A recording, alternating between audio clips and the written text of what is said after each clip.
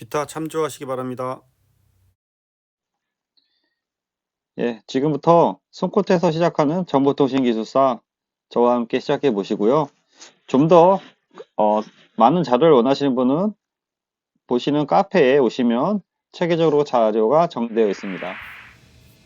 예, 안녕하십니까. 이번 시간에는 2022년 12월 20일자 전자신문, 2022년 12월 20일자 전문자신문이란 28기가 앵커 주파수 활용에 대한 고심에 대해서 보겠습니다.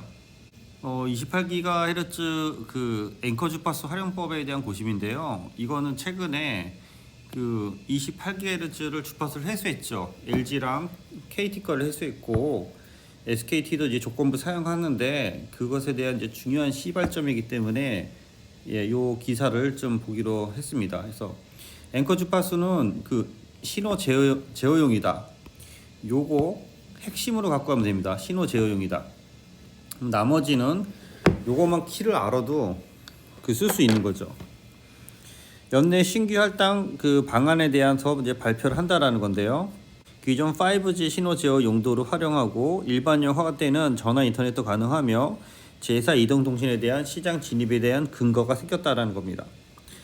과기정통부가 5세대 이동통신 28기가 대역의 신규 사업자 진입을 추진하는 가운데 앵커 주파수, 신호 제어용 주파수, 신호 제어용 주파수 핵심입니다. 꼭 갖고 가십시오.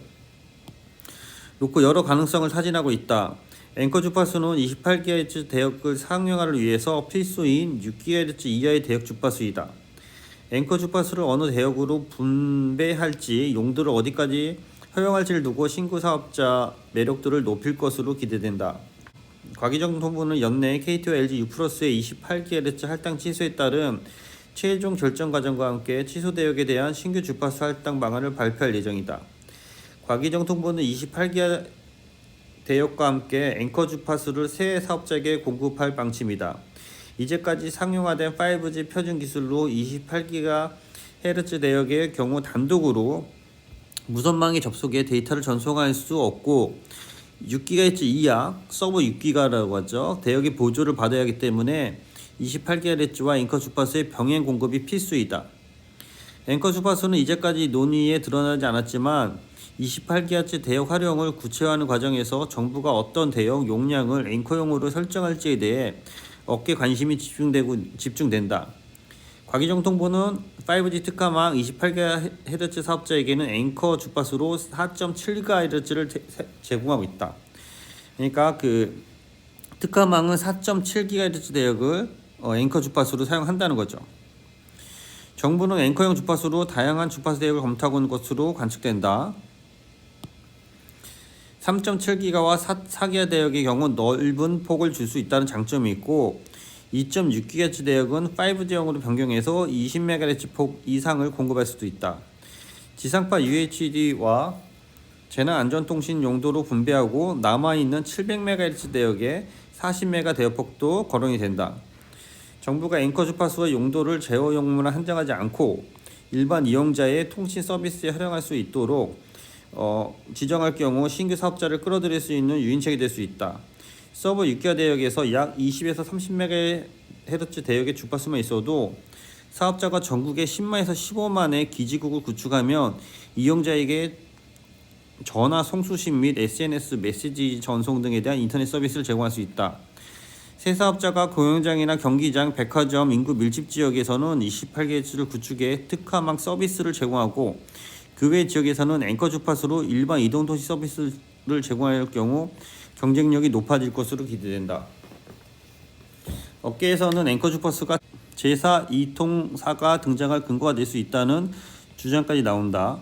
물론 28GHz 신규 사업자가 제4 이동통신으로 성장하기 위해서는 막대한 자본과 투자 등이 필요하고 망을 구축하고 가입자 모을 때까지 운영비를 감당하기에는 여전히 의문이다. 쉽지 않죠. 단말기도 개발해야 되고. 업계 한 관계자는 앵커 주파수 제공이 없이 신규 사업자를 끌어들이기엔 어렵고 앵커 주파수 있어야 되는 거죠. 과도하게 공급하면은 28GHz 대역에 대한 투자에는 관심이 없고 서버 6기가 대역만 집중될 것이다. 그러니까 28기가는 관심 없고 앵커 주파수에만 관심이 있으면 의미가 없어지는 거죠. 그래서 정부가 앵커 주파수 제공 수준에 대한 고민이 있을 것이라고 말했다. 예, 그래서 이제 답안을 써야 되는데요. 유사한 답안이 없어서 이런 식으로 5G NR 라이트에 대해서 이제 쓴 거를 우리 카페에서 다운 받았는데요. 이 와꾸만 보고 가면은 5G NR 라이트는 5G 통신 서비스를 IoT 연계해서 EMBB나 MMTC의 기본 기능을 광역 AI 엣지와 연계해서 3GP 릴리스로 개발하고 있는 건데요. 그것에 대한 그 개념도가 들어가고 요소 기술 들어가고 특징 들어가고 4G랑 5G에 대한 그 비교가 들어갔습니다. 그래서 전반적으로 보면 요소 기술은 사이드 링크 기술, 원 디바이스, 서브 7GHz 디플렉싱 기술, 특징에서 인더스트리 4.0 설비 유지 관리, 스마트 시티 구현, 자산 관리로 해서 정리가 했고요. 이것에 대한 비교가 잘 되어 있는데 여기에 28GHz 앵커 주파수라고 하면은 여기 개념도에 기지국을 그리고 28GHz 대역을 언급을 하고 이것을 사용하기 위한 앵커 주파수를 서브 6GHz로 언급을 해서 이것을 28GHz를